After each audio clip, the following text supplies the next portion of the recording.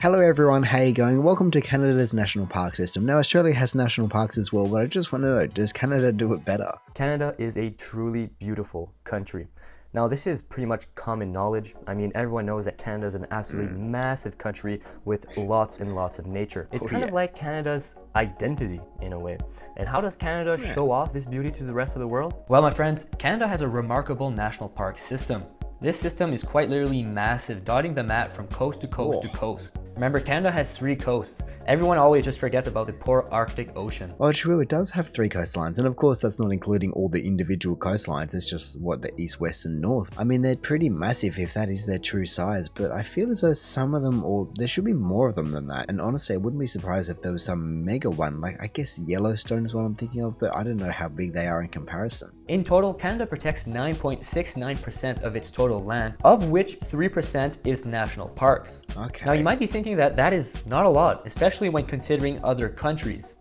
Venezuela, which is the country that protects the most land percentage-wise, protects 54.14% of its land. There is no way that I ever would have thought or even considered it to be Venezuela. I mean, it makes sense that a smaller country is going to have an easier time just getting a high percentage because it just doesn't have as much land to protect to get it. But no, going back to Canada, I'm just wondering, are the little green specks, I guess I can only imagine given the percentages, but the green specks are probably the national parks, but that doesn't include the protected land, and so I wonder what that comes under. We have to take into consideration that Venezuela is only, 916,000 square kilometers, while Canada is literally 9.9 million. So in terms of total protected land, Canada vastly surpasses Venezuela by a large margin. Oh wait, he said it's a large margin, but honestly, that's not as big of a margin as I thought, considering they're both in the hundreds of thousands of square kilometers. But as was just said, Canada is 10 times bigger, almost perfectly, 10 and a bit actually, but then has less than double the protected land at only 400,000 more square kilometers, and so well done Venezuela, that's very surprising.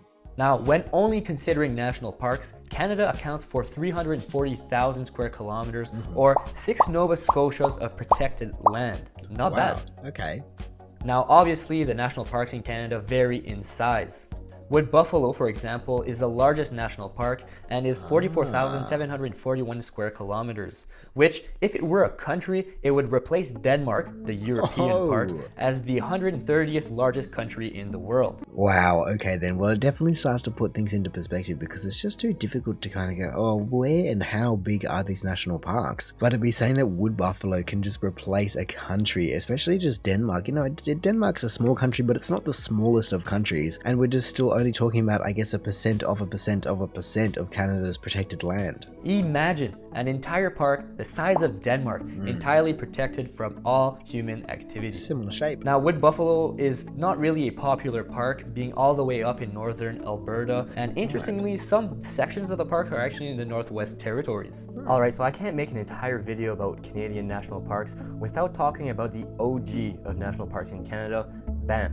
Banff was in fact the first national park in Canada and was established in 1885. Well look, even though I don't have much knowledge on Canada's national park system, this one is definitely one that I have heard of before, and I think that is mainly due to some of the images that I've seen just with the tremendous rivers and lakes. I don't know, maybe not rivers, but just these incredible lakes, of which I can only imagine this is probably one of them, and we're seeing a couple here. I mean, obviously there's also Banff right here. I don't know what the other surrounding Saskatchewan river crossing maybe, or river cross, which makes sense as given the surrounding terrain, just we can see it through the Google Maps and also through just the general maps kind of version of the mapping, just all the mountains that are surrounding this area. Because look at this place, it doesn't even look real. It looks like someone's taken all these different components from all over the world and just put them together in one Photoshop document. Not that you can just go, oh yeah, and snap a photo and just get this mirror and trees and incredible mountains. And on top of that, the fact that it was originally established in 1885, like that is some serious forethought, and that is very commendable.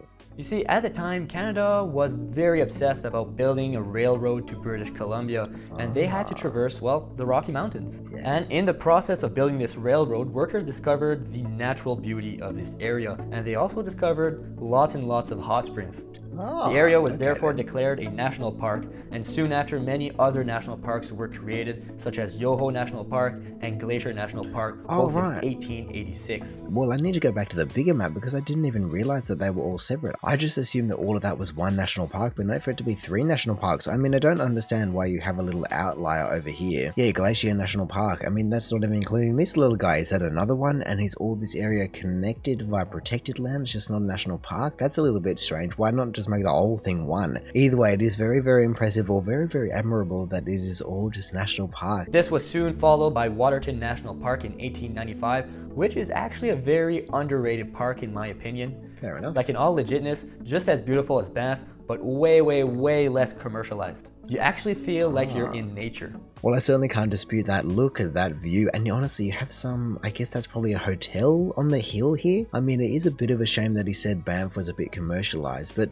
judging by the photos, it's not overly commercialized. It's not like they built skyscrapers, maybe it's just a bit touristy in that regard. And so I guess it's good to know if you want the real thing, the raw thing, the authentic thing, here you go, right there. Now, these first national parks, especially Banff, were huge successes, especially financially. Yeah. Like, they made a lot of money. They even built an entire castle in Banff where very, very, very wealthy people would stay during their visits. Wow. So the Canadian government was like, well, we should probably start doing these in the East. And that is exactly what they did by creating parks such as 1,000 Islands in the St. Lawrence River and Cape Breton Highland in Nova Scotia. Yeah, right. By the 1970s, Canada had 18 national parks, and this is about the time where the Canadian government went on overdrive. Well, that is certainly a bit of a time skip. Going from 1890 to 1970, they were just setting up all these parks and they ended up with 18, which I guess doesn't sound like much, but when you actually just put the square kilometers into perspective, you go, wow, okay, so we have one country that's as big as Denmark, or one national park that's as big as Denmark, and then you got another one that's as big as Luxembourg, Belgium, just all of these European countries that are relatively quite small, just having national parks designated as them in Canada. And so I guess then this is probably a current day map, but you look at them all and they're just sprinkled everywhere. I hadn't really realized how many little ones were just over here. I feel as though even though it does make sense for it to be green and natural in that regard, he probably should have put them in red to be able to see them a little bit easier, but no, just look at them all, they're everywhere. Is that a national park in a national park over on the left? And then just coming down the coast, I guess,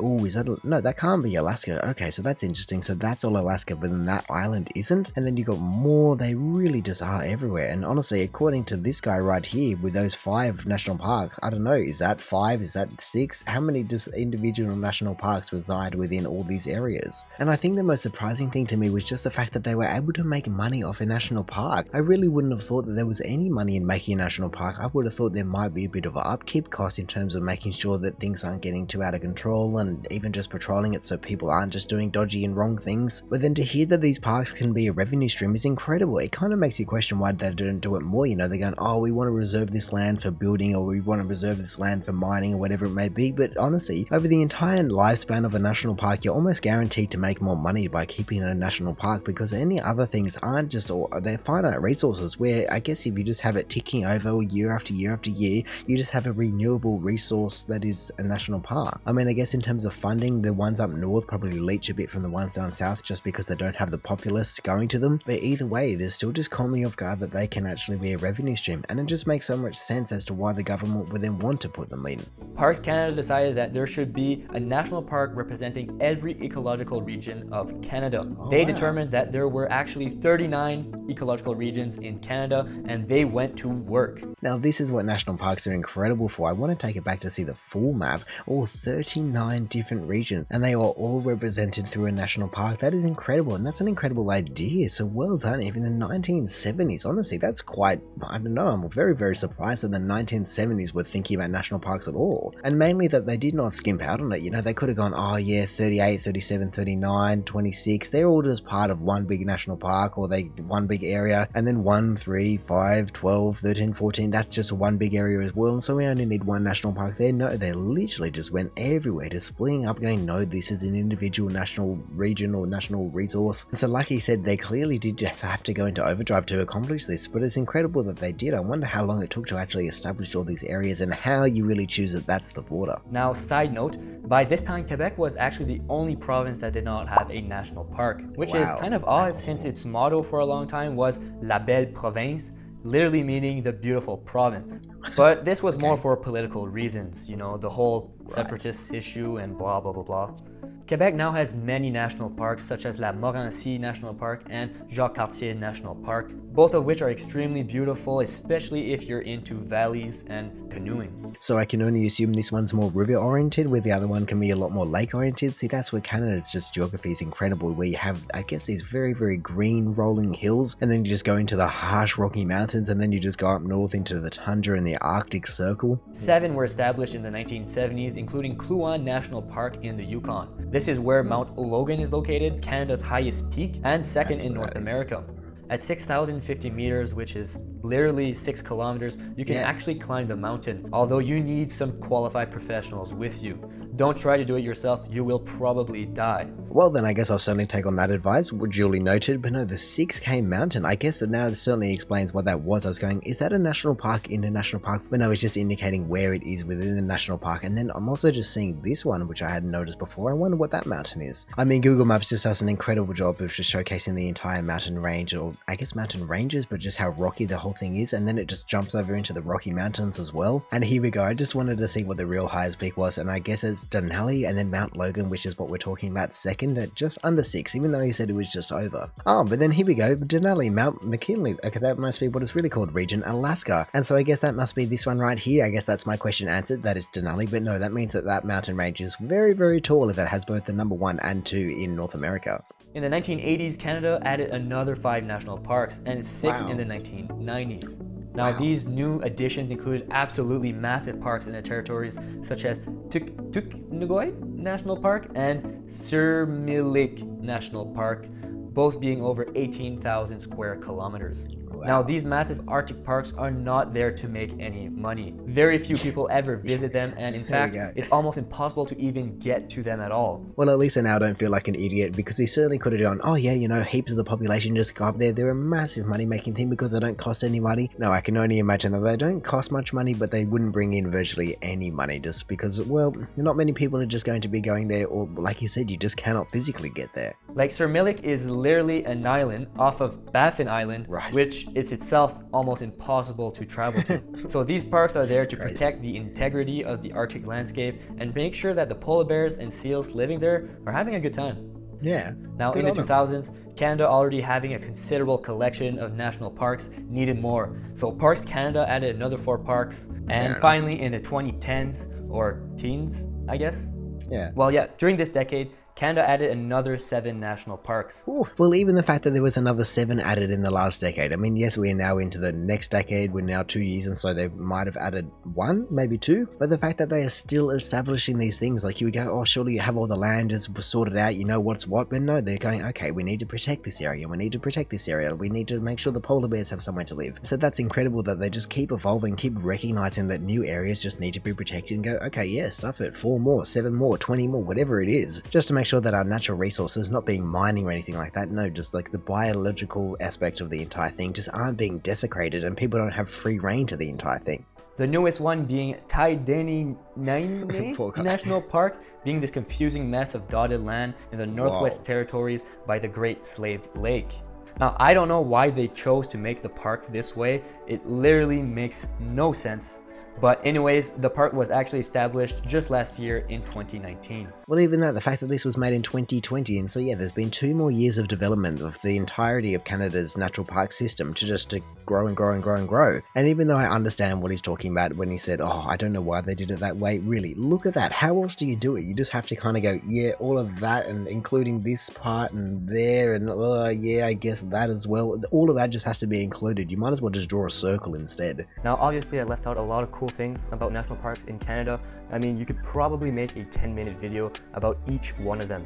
Easy. Every park has something unique to offer with lots of cool activities to try out. Well, there we go. He summed it up beautifully, and honestly, it makes sense, and it's not a surprise at all. We've seen all the different elements that Canada has to offer between the Arctic Circle and the incredible green spaces and rivers and lakes and everything else in between. I mean, yes, being a big country, it certainly makes sense that it can be so multifaceted, but honestly, you cannot take it away from it. It is incredible that they keep setting up these national parks. Like I said, you'd think they might go, oh, no, we've got enough, or maybe even that area, we just need to make sure that we can just go mine in a few years. No, we've made it a national park, and I feel like whenever something becomes a national park, it stays a national park, and considering they have parks in the 1800s in there. All of the 800,000 square kilometers is now protected land that is there to serve the community and nature and everyone else, for generations to come. But anyway, in saying that, I reckon I'm going to call it there. So thank you for watching this video. If you did enjoy it, feel free to do the YouTube algorithm things down below. Also, if this is the first video of mine that you are watching, then make sure to go check out just any other ones I've done. Also, make sure to go check out the original video down in the description below, or hey, maybe even just want to consider subscribing so that you don't miss out on one of these in the future. But all in all, have a good one and see ya.